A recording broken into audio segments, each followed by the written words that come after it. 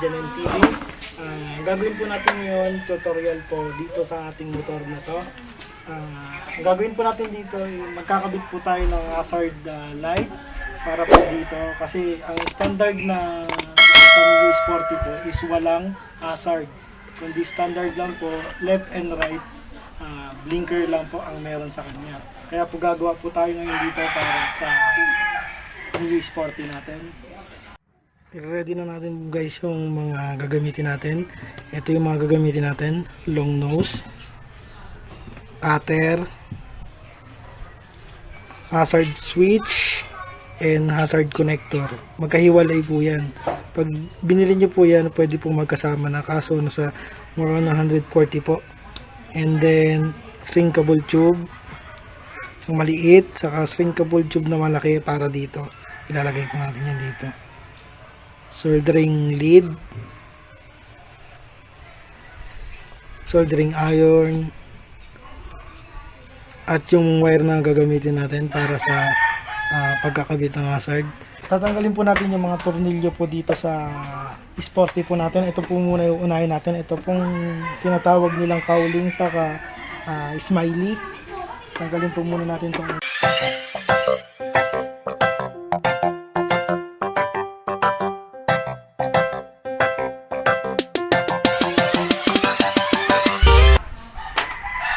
guys, ngayon natanggal na natin yung ito.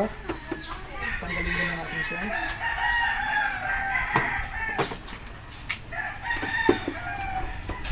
Pagbabaklas medyo dandahan lang po para hindi masira po yung mga lagayan po ng salpakan po dito sa cowling po natin. So, ito po yung kakabitan po natin ng hazard. Dito po natin guys ikakabit yung hazard natin dito po sa color brown and color green na signal light po, kabilaan po. Tuturo ko po sa inyo kung paano mag jumper po ng mga kable po dito.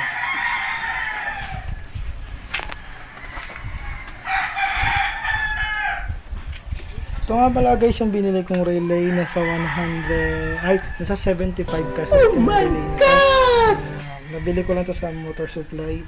And then ito po yung mayroong flasher, and then may adjustment po ng bilis niya. Kung anong gusto mo, mabilis or mabagal, depende po sa inyo kung paano nyo po isi-set to. Ito po yun. Ito po yung kailangan nyo po. Kasi yung standard po na relay po ng ating motor po, hindi niya po kaya mag-support po ng flasher po na maging apat po yung ilaw ng ano po natin. Kumbaga single light lang po siya. Yung kaya po yung support ng stock na relay. Kaya po bumili po ako ng extra relay para po sa hazard natin. Ito pong brown po dito para sa relay nito ito. Ito pong brown na to, tatlong kulay po kasi yan. Type balik natin kulay nga po, isang white, brown, and then solid brown. Itong dalawa,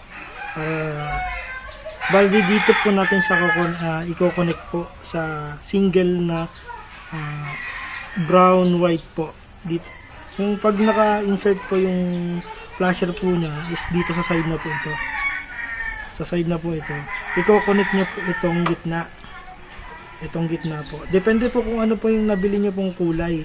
Kung ano pong kulay yung available po dito sa part. Basta gitna po siya. Gitna po ng switch natin. Ito pong gitnang part na po ito. Dito po natin ikakabit ito. Ikakabit po natin siya.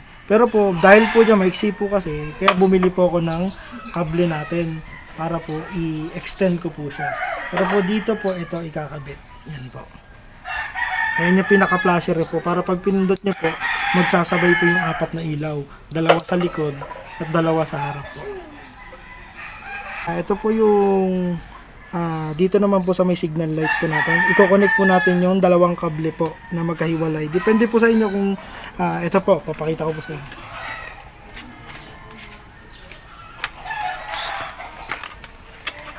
I-connect po natin to dito po. Bali po depende po kung gaano kahabang wiring gusto nyo gawin dito po. Dito nyo po siya ikakabit sa brown at saka green. Pero depende po sa inyo sa klase po ng motor nyo. Basta po, yung black po, ground po ito eh. Hindi po nyo po dito ikakabit sa positive. Sa positive wire nyo po ikakabit yung magkabilang kable po. Bali po yun po kasi kinat ko na siya. Actually, nagawa ko na po siya kinat ko na po siya. Hindi ko lang siya tinapos po. Para po pakita nyo po kung paano po ginagawa yung hazard natin.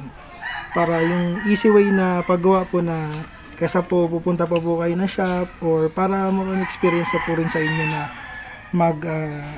alikot ng motor nyo para once na nasira po, alam nyo rin po gawin. Kasi mahirap po yung halimbawa po nagbiyahe, hindi nyo po alam yung gagawin.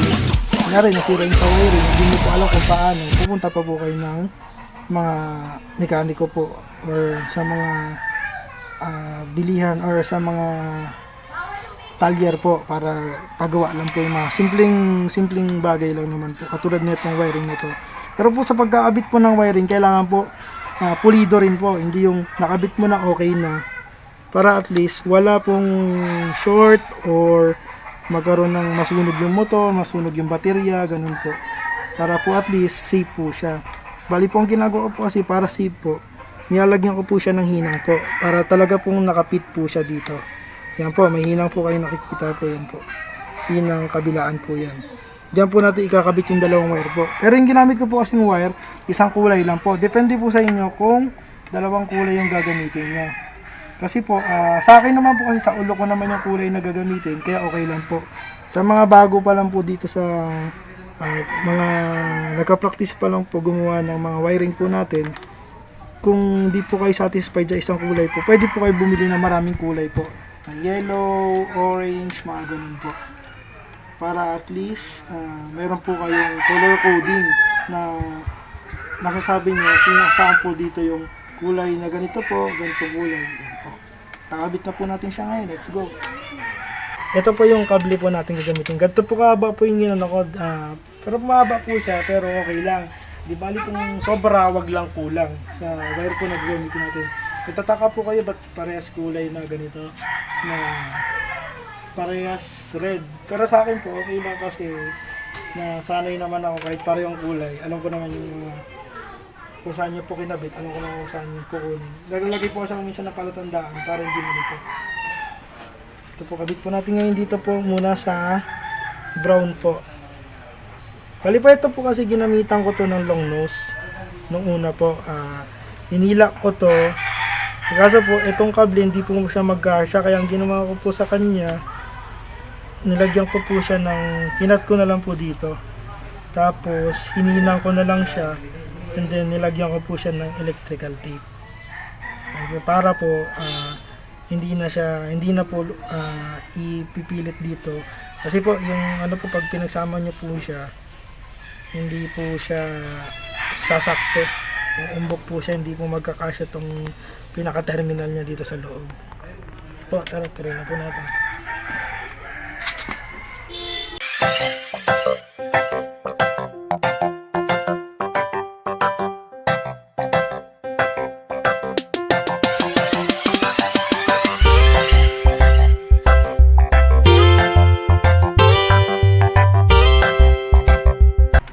Ito naman po isa ikakabit natin dito.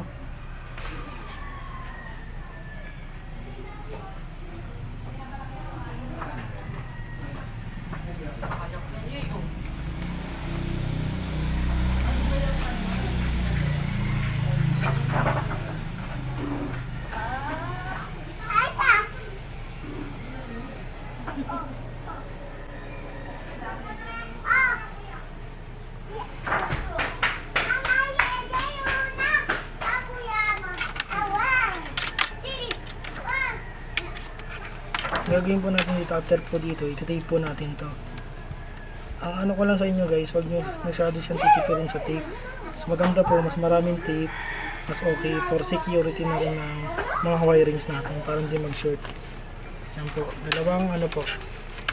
Ito po, itong dalawang po to, kahit magkabaligtad po to, pag kinabit nyo po dito, itong dalawang gilid po, dito nyo po ikakabit yan sa dalawang gilid ng switch relay po, ay ng switch Hey, what happened? Na ikakabit nyo po itong dalawa dito. Na po kabilaan yan, kakabit nyo po yan dyan. para po ma-detect niya po tong dalawang signal po, and then ito pong isa i-connect niyo po dun sa may relay niya para pag pinindot niyo po diretso po siya mag-hazard. Yan po, tape na po natin to. Ito na guys, ito na po yung tape, tape na po natin siya.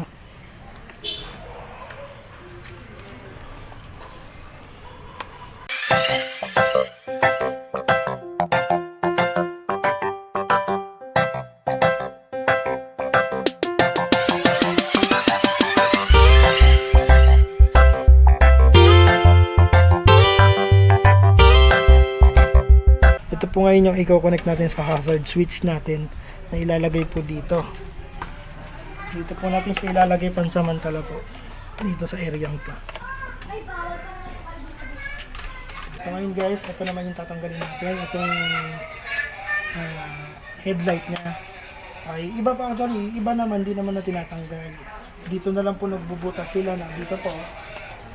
Dito na lang sila nagbubutas ng hazard switch po. Nilalagay po nila dito yung hazard switch. Bubutasan na lang po nila dyan. Pero po sa akin po kasi ngayon, ayaw ko pa po magbutas dito sa motor ko po. Ayaw ko pa siyang butasan. Kaya po pansamantala, dito ko muna siya ikakabit sa may choke niya dito. Isasabit ko na lang siya muna dito pansamantala. Habang wala pa po akong nahanap na paraan para dito sa akin ngayon po, ayaw ko pa siya magbutas. Hindi ko po muna bubutasan ito. Kaya unahin po muna natin ito tanggalin.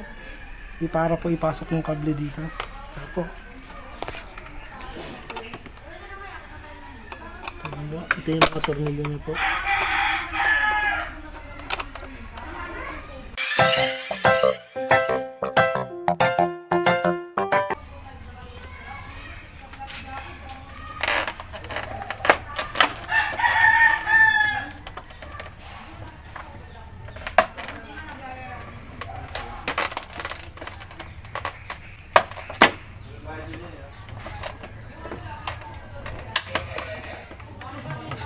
Medyo maalikabok lang po kasi hindi natin siya nalilinis dito sa loob.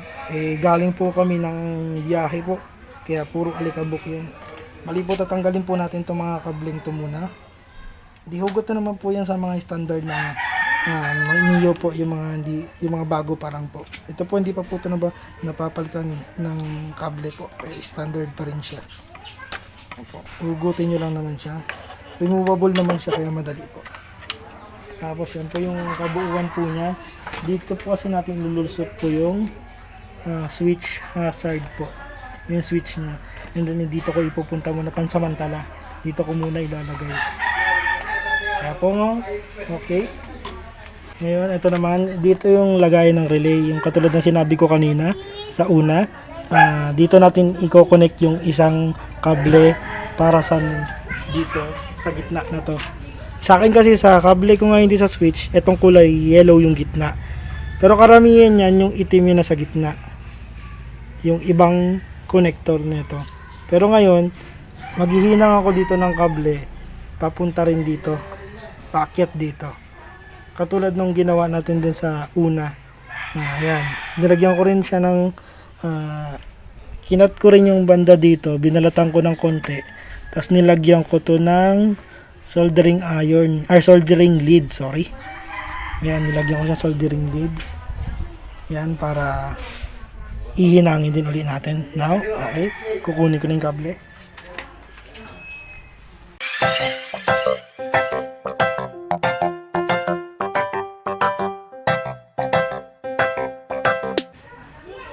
So ito guys, hindi ko to kinat. Hindi ko siya pinutol. Para hindi sayang yung ano niya. Pwede mo pa siyang gamitin niya katulad ng ganyan.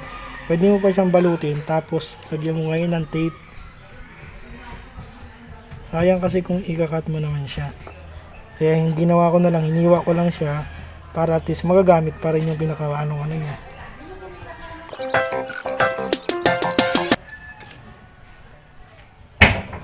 Yan guys. Yan. Dito natin siya ilalagay. And now, i-connect na natin siya ngayon sa switch. Ito, i-ano ko po sa kanya yung lalagay na natin sa switch para matesting na natin. So, ngayon guys, titesting natin siya ngayon kung gagana yung hazard niya ngayon. Testing muna natin siya. Hindi muna natin siya ikakabit. Ipapakita ko lang sa inyo ang working siya. Makonect po natin siya dito ngayon. Yan. Yan. Tapos, yung switch niya. Itong katulad po na sinabi ko, itong green, itong brown, itong dalawa yon. Kahit magkabaligtad po yan, okay lang yun. I-connect mo siya dito sa magkabilang gilid. O dito, ayan. Magkabilang gilid sila. Tapos itong gitna naman ng switch, ilalagay mo siya dito sa relay.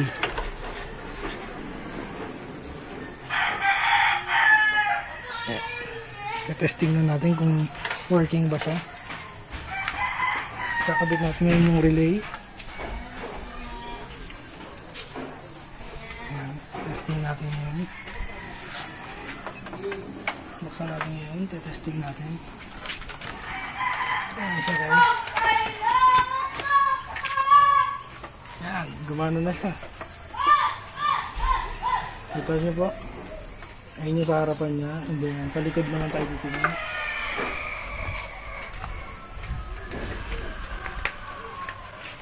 Ito yung sa likod. Yan. Working na po siya.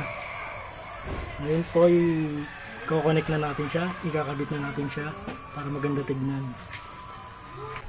Ngayon, lalagyan po natin ng shrinkable tube. Bawat isa po. Yung mga kable. Ito po yung pinaka magiging electrical tape niya na sa bawat kable po may ilalagay natin dito. Salpak po muna natin bago natin ikabit. And then ngayon po ihinangin po natin itong magkabilang gilid po dito sa switch hazard po natin. Ayan po, hinangin po natin yan.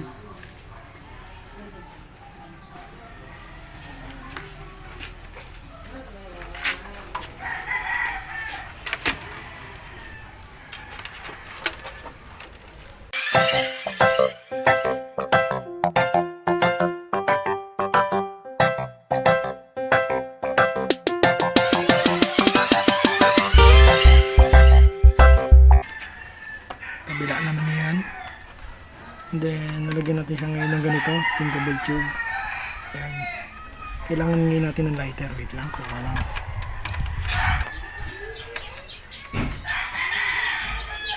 Lalagyan natin siya ngayon dyan. Gigitnaan natin siya. And then, papainitan na natin siya ng konti. Ayan.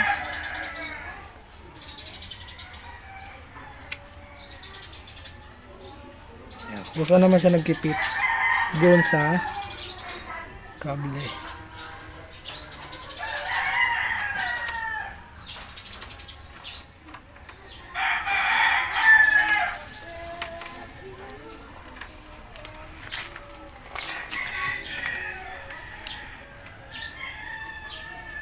Okay, ngayon susunod na gilid ng kabila niya naman.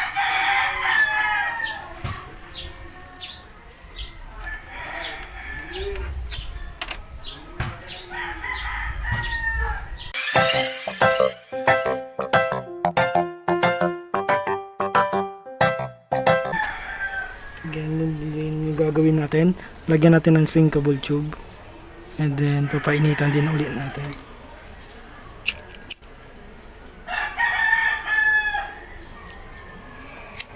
Pag pinainitan nyo to guys, nagpipit naman siya.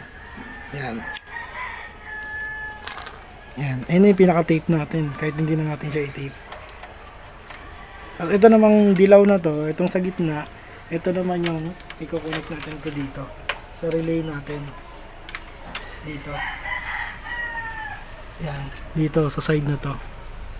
Kinuha ko lang yung kable niya dito. Kulay sa Mio Sporty, kulay brown white. Doon mo siya lalagay. I-jumper mo na lang siya doon. Ito. Ito natin lang ito.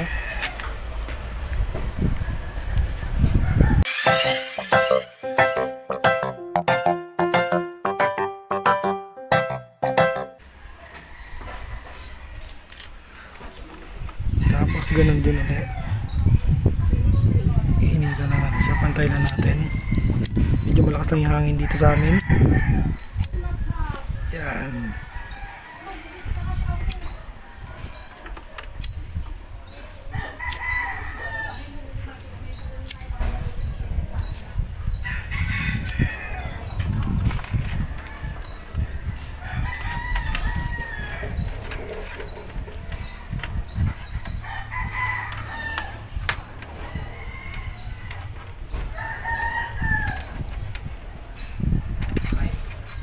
Ngayon guys, ito ikakabit na natin siya. Nakabit ko na ngayon yung mga kung saan yung connection niya.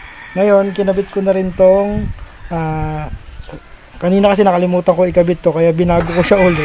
Pinasok ko to. Kaya ngayon, kinat ko na lang and then binago ko uli. Ayun, bali ganyan ginawa ko. Pinasok ko tong malaking sinkable tube. And then, i-connect ko siya ngayon dito. Para for safety niya. Parang ito yung pinaka balat niya.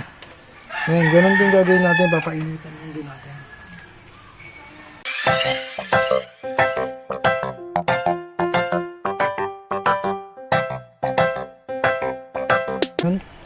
Yan. Ayan ang itsura niya ngayon. Para protection lang to, kung mabasa man ng ulan, hindi agad-agad masisira yung kable natin. Kaya nilagyan ko siya ng sinkable tube. Ito yung malaking size. And then ngayon,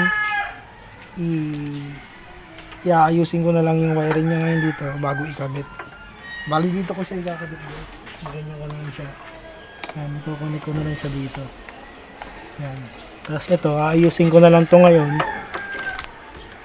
Siya nga pala guys, nakalimutan kong sabihin na rin na kailangan din natin ng cable tie. Ito, depende po sa inyo kung gaano kalaki ang gusto niyo. Nakalimutan ko kanina isama dun sa mga kailangan natin.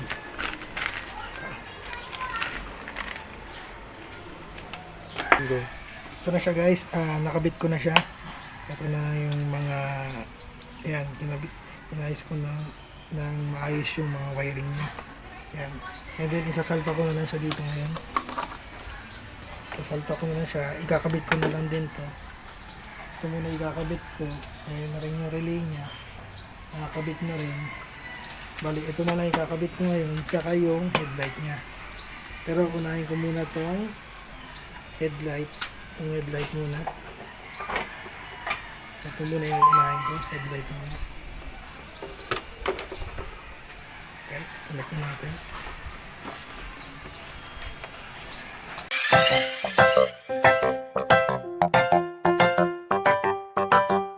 Ganyan, nakabit ko na siya ngayon. Mga tornilyo na ako yan. Dito sa harapan ko.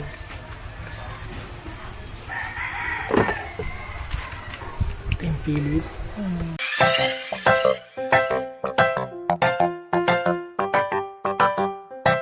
Nakabit na natin ngayon yung mga tornilyo. Susunod natin ngayon itong pinaka-cowling niya. Nakulit natin.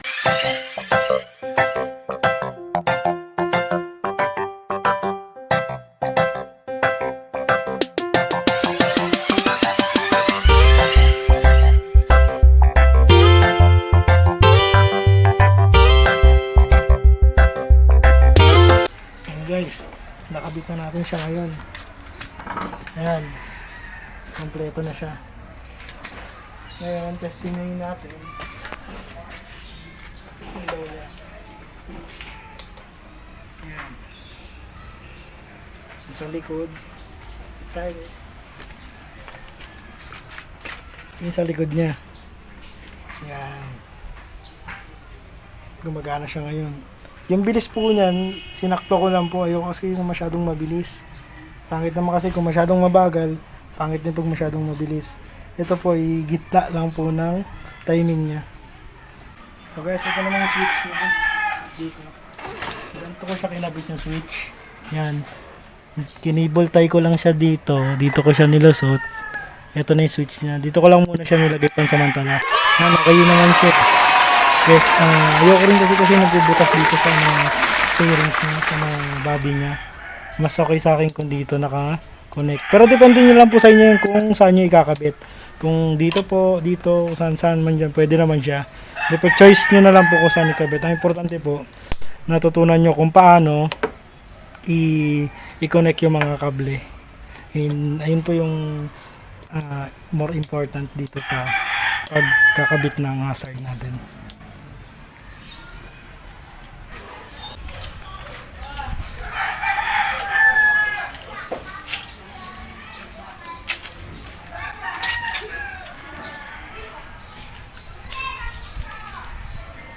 Ito na po siya ngayon, gumagana na po siya. Yun yung hazard natin. Ito po. Ito rin po yung likod.